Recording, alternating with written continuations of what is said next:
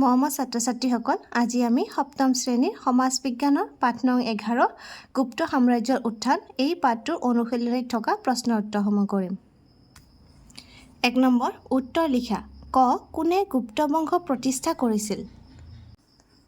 লিখিবা শ্ৰীগুপ্তই গুপ্ত বংশ প্ৰতিষ্ঠা কৰিছিল।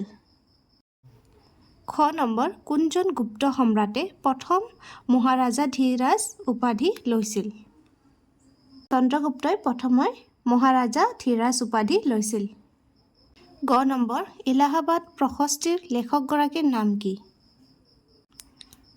লিখা এলাহাবাদ প্ৰশস্তিৰ লেখকগৰাকীৰ নাম হৰিসেন।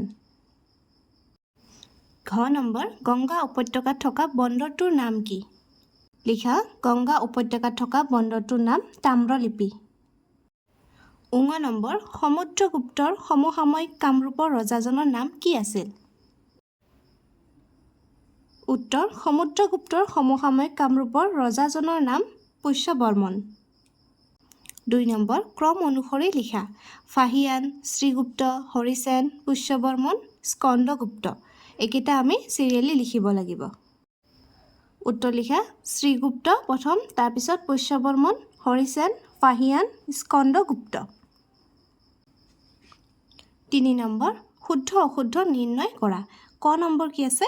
প্ৰথম চন্দ্ৰগুপ্তই কামৰূপ দবাক জয় কৰিছিল। এইটো চন্দ্ৰগুপ্তই নহয়, কোনে কৰিছিল? সমুদ্ৰগুপ্তই। গতিকে এইটো কি হ'ব? অশুদ্ধ হ'ব। অশুদ্ধ বুলি লিখিবা। খ নম্বৰ গুপ্ত যুগত ভূমিসমূহক 3টা ভাগত ভাগ কৰা হৈছিল। এইটো কি হয়? শুদ্ধ। 3টা ভাগত ভাগ কৰা হৈছিল আৰু ভাগ 3টা কি? ৰজাৰ মালিকাধীন ভূমি, তাৰপিছত ৰাজকীয় উৰ্বৰা ভূমি, তাৰপিছত কৃষকৰ কৃষভূমি, কৃষি ভূমি। গতিকে এই 3টা ভাগত ভাগ কৰা হৈছিল আৰু এইটো শুদ্ধ। গ নম্বৰ গুপ্ত যুগত নাৰীৰ স্থান পুৰুষতকৈ উচ্চ আছিল। এইটো কি? অশুদ্ধ। পুৰুষৰ স্থানহে উচ্চ আছিলে। তাৰপিছত ঘ নম্বৰ পৃথিৱীয়ে সূৰ্যৰ চাৰিওফালে প্ৰদক্ষিত কৰে। এই ধাৰণাটো বৰাহমিহিৰে উদ্ভাৱন কৰিছিল। এইটো বৰাহমিহিৰে নহয়, এইটো কোনে কৰিছিল? আৰ্যভট্টই। গতিকে এইটোও কি হ'ব? অশুদ্ধ। ঙ নম্বৰ কালিদাসে অভিজ্ঞানম শকুন্তলম ৰচনা কৰিছিল। এইটো কি হয়? শুদ্ধ হয়। গতিকে শুদ্ধ লিখিবা। 4 নম্বৰ ক অংশৰ লগত খ অংশ মিলোৱা। প্ৰথম কি আছে? চপৰা। চপৰা কি হয়? চপৰা এটা বন্দৰ হয়। বন্দৰত মিলাই দিয়া। তাৰপিছত কি আছে? হৰিসেন। হৰিসেন কি কৰিছে? এলাহাবাদ প্ৰশস্তি লিখিছে। তাৰপিছত ভৰত। ভৰতটো কি হয়? নাট্যশাস্ত্ৰ। তাৰপিছত বৰাহমিহিৰ। বৰাহমিহিৰ কি কৰিছে? বৰাহমিহিৰ হৈছে বৃহৎ সংহিতা। আৰু সুশ্ৰুত। সুশ্ৰুত কি আছে? সুশ্ৰুত হৈছে চিকিৎসা শাস্ত্ৰবিদ। 5 নম্বৰ চমুকৈ লিখা। ক গুপ্ত ৰাজত্বকালত কি কি ধাতুৰ মুদ্ৰাৰ প্ৰচলন আছিল?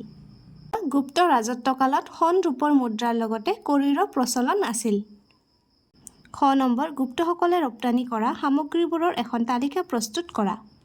লিখা গুপ্তসকলে ৰপ্তানি কৰা সামগ্ৰীবোৰ হ'ল মছলা, চন্দন কাঠ, হাতীৰ দাঁতেৰে তৈয়াৰী বস্তু, মণি মুকুতা, ঔষধি গছ, সুগন্ধি দ্ৰব্য, জীৱ-জন্তু ইত্যাদি।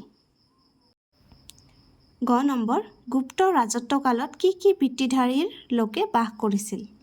লিখিবা গুপ্ত ৰাজত্বকালত বিভিন্ন বৃত্তিধাৰীৰ লোকে বাস কৰিছিল। যেনে কৃষক, ব্যৱসায়ী, সামৰিক বাহিনী, ব্ৰাহ্মণ, জ্যোতিৰ্বিদ, চিকিৎসক, দাৰ্শনিক, ভাস্কৰ্যশিল্পী আদি। ঘ নম্বৰ গুপ্ত ৰাজত্বকালৰ 5বিধ স্থাপত্য কলাৰ নিদৰ্শন উল্লেখ কৰা। লিখা সাঁচীৰ বিষ্ণু মন্দিৰ, দেওগড়ৰ দশাৱতাৰ মন্দিৰ, আইহোলৰ দুৰ্গা মন্দিৰ, সাৰনাথৰ ধ্যানমগ্ন বুদ্ধ, মথুৰাৰ বুদ্ধ মূৰ্তি ইত্যাদি গুপ্ত ৰাজত্বকালত স্থাপত্য কলাৰ নিদৰ্শন। ঙ নম্বৰ অজন্তা ইলৰাৰ চিত্ৰাংকনসমূহৰ বৈশিষ্ট্য কি?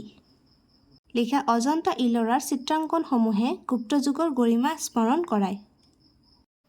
প্ৰথম চ অসমত ক'ত ক'ত গুপ্ত স্থাপত্য ভাস্কৰ্যৰ প্ৰভাৱ পৰিলক্ষিত হয়? বা তেজপুৰৰ দ পৰ্বতীয়া, নগাঁৱৰ মিকিৰাতি আৰু বৰগংগা, নুমলীগড়ৰ দেওপাহাৰ, গুৱাহাটীৰ কামাখ্যা, দুধনৈৰ বৰমেধি পাৰাত গুপ্ত স্থাপত্য ভাস্কৰ্যৰ প্ৰভাৱ পৰিলক্ষিত হয়।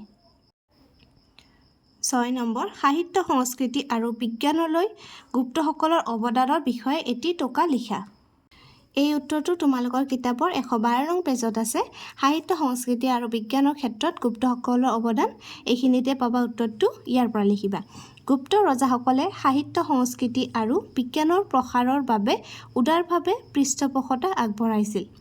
ৰাজপৃষ্ঠপোষকতা লাভ কৰা ভাষা সংস্কৃতিয়ে সেই সময়ত জাতীয়তাবোধ বিকাশত সহায় কৰিছিল। সংস্কৃত ভাষাই এই যুগত উচ্চ শ্ৰেণীৰ ভাষাৰ মৰ্যাদা লাভ কৰিছিল। মহাকবি কালিদাস, ভৰত, শুদ্ৰক আৰু বিশাখা দত্তই বিভিন্ন ৰচনাৰে এই যুগৰ সাহিত্যৰ ভঁৰাল চহকী কৰি থৈ গৈছে। আন এগৰাকী পণ্ডিত হৰিসেনে এই যুগতে এলাহাবাদৰ স্তম্ভলিপিৰ যোগেদি এক প্ৰশস্তি লিখি উলিয়াইছিল। পুৰাণ, ৰামায়ণ আৰু মহাভাৰতৰ দৰে বিখ্যাত গ্ৰন্থসমূহ এই যুগত পুনৰ মুদ্ৰিত হৈছিল। তাৰপিছত তলত লিখিবা সাহিত্য সংস্কৃতিৰ দৰে বিজ্ঞান, জ্যোতিৰ্বিদ্যা আৰু অংকশাস্ত্ৰই এই যুগত প্ৰসাৰতা লাভ কৰিছিল। তাৰপিছত ইয়াৰ পৰা লিখিবা, যিহেতু বিজ্ঞানৰ কথা লিখিব দিছে, পৃথিৱীয়ে নিজ কক্ষপথত থাকি সূৰ্যৰ চাৰিওফালে প্ৰদক্ষিণ কৰে আৰু পৃথিৱীৰ ছাঁটো চন্দ্ৰৰ গাত পৰাৰ ফলত চন্দ্ৰগ্ৰহণ হয়। এই দুটা বৈজ্ঞানিক ব্যাখ্যা আৰ্যভট্টই গুপ্ত যুগতে উদ্ভাৱন কৰিছিল। ইয়াৰ উপৰি এই যুগতেই বৈজ্ঞানিকসকলে গণিতত দশমিক পদ্ধতি, শূন্যৰ ব্যৱহাৰ আৰু স্থানীয় মানৰ ধাৰণা আদি তত্ত্বসমূহ উদ্ভাৱন কৰিছিল। এইখিনিলৈকে লিখি ল'বা। আজিৰ ভিডিঅ'টি ইয়াতে সামৰিছোঁ। আমি পাঠ নং 11 গুপ্ত সাম্ৰাজ্যৰ উত্থান এই পাঠটোৰ অনুশীলনীত থকা আটাইবোৰ প্ৰশ্ন উত্তৰে কৰিলোঁ। আশা কৰিছোঁ তোমালোক বুজি পাইছা আৰু লিখি ল'ব পাৰিছা।